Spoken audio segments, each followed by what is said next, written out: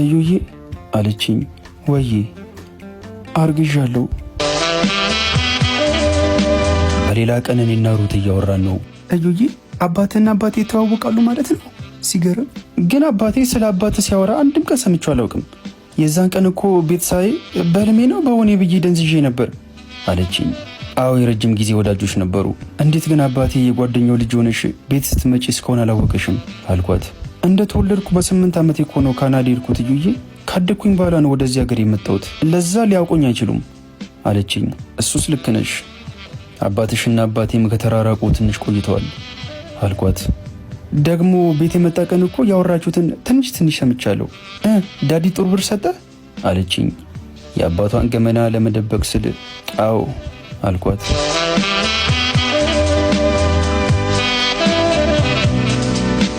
ጫማ አስጠርጉዬ ጨረስኩና ለአባቴ መድኃኒት ገዝቼ ወደ ቤት እየሄድኩ ነው። እናቴ በዚህ ሰዓት ነው የሰው ቤት ስራ ጨርሳ ወደ ቤት የምትገባው። እሷ ከመግባቷ በፊት ቀድሜ ገብቼ ቤቱን ሞቅ አድርጌ ለጠብቃት አሰብኩና ከመንገድ ዳር በቆሎ ገዝቼ በፍጥነት ወደ ቤት አመራው።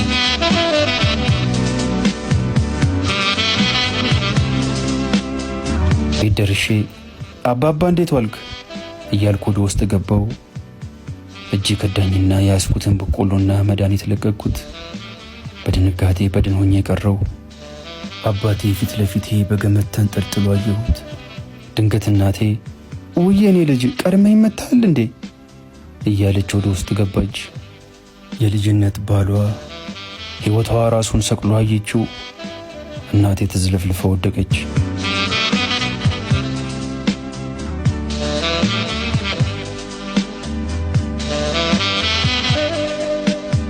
ሕይወት ከጨለማም በላይ ድቅድቅ ሆነችብኝ። እናትና አባቴን ጎን ለጎን ቀበርኳቸው።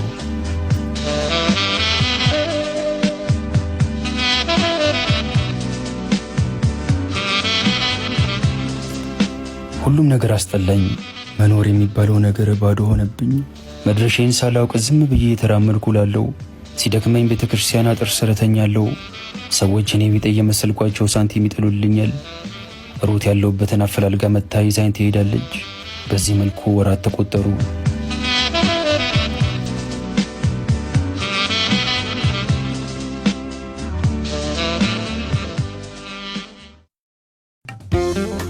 የሆነ ቀን ከሩት ጋር አብረን ተኝተን ትናንት እኮ ሐኪም ቤት ሄጄ ነበር አለችኝ። ምን ነው አመመሽ እንዴ? ደነገጥኩ። አይ አላመመኝም፣ እንዲሁ ዝም ብዬ ቼክአፕ ለመደረግ ነው አለችኝ። ግንባሯን ሳምኳትና ድጋሚ በራሴ ሐሳብ ተዋጥኩ። እዩዬ አለችኝ። ወዬ አርግዣለሁ። ከተኛውበት ተነሳው። አርግዣለሁ።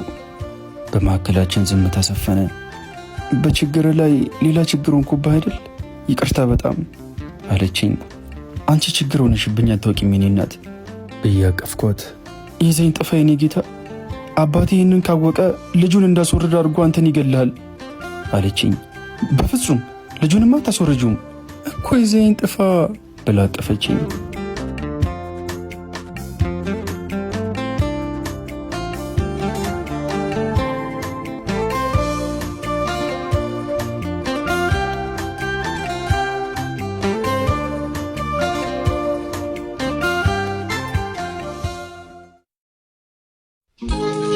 ገጠር አጎቴ ጋ ይዣት ከሄድኩ 8 ወር ተቆጠረ። ሆዷ ገፍቷል። እዚህ እንደ ከተማ ግርግርና ውካታ የለም። የሚታየው ነገር ሁሉ ከነፍስ ጋር የተዛመደ ነው። መስኩ፣ ላሞቹ፣ ልምላሜው፣ ውሃው፣ የሚታየው ሁሉም ነገር በከተማ ትርምስ የዛገ መንፈስን ያድሳል።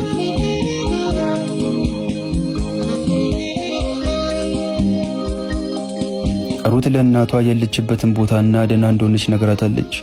የሩት አባት ልጁ እንደጠፋች ነው የሚያውቀው። እስካሁን እያስፈልጋት ነው። ስለ ሁኔታው ካወቀ የሚፈጠረውን ነገር ስለምታውቅ እናቷም ለማንም አልተናገረችም። ይቸግራቸዋል እያለች በየጊዜው ብር ትልክልናለች።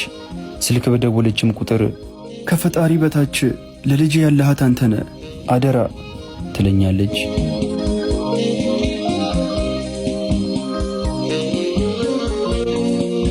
ወንዝ ዳር ቁጭ ብለ ነግሯን እያጠብኳት ነው። አይገርምም? የገጠር ሰው ከሆንን እንደ ቀልድ 8 ወር ነን እኮ አልኳት። ገጠር እንደዚህ ደስ የሚል መሆኑን ባውቅ ኖሮ ድሮ ነበር ወደዚህ መመጣው አለችኝ። እግሯን ሳምኳት። ሆዷን እየደባበሰች ለወልድ 1 ወር ብቻ ቀረኝ እኮ የኔ ጌታ፣ ሴት ወይስ ወንድ ልጅ የምትፈልገው አለችኝ። አንቺን የመሰለች ቆንጆዬ ሴት ልጅ ብትወልጅልኝ ደስ ይለኛል አልኳት። ስሟን ማን ትለዋለህ አለችኝ። መስከረም አልኳት። መስከረም ከጭጋግና ከጨለማ በኋላ የወጣች ፀሐይ።